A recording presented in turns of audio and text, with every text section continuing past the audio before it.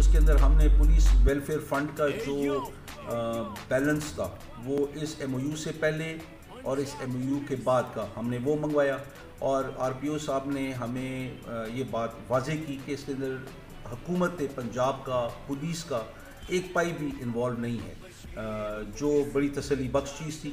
और इसके अंदर ज़मीन जो है एग्रीकल्चरल ज़मीन है, ये RPO साहब ने बताई, और उनकी जो रजिस्ट्रेशन हुई है, इंतकाल नहीं हुए, रजिस्ट्रेशन जो हुई है वो रेजिडेंशियल पे हुई है, उसके टैक्सेस पेड हैं, ये सारी बातें उन्हें हमें बताई। इसके हम लोग सारे सबूत इकट्ठे कर रहे हैं कि ये ऐसी हुआ है कि नहीं है।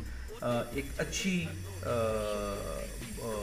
काविश है RPO साहब की, जिसको सराहना चाहिए कि एक अच्छी कीमत के ऊपर अगर प्लॉट्स दिए जा सकते तो क्यों नहीं। और सिर्फ ये कि उसके रेट्स का हम तयन करें, ये सारी चीज़ें हम देख रहे हैं।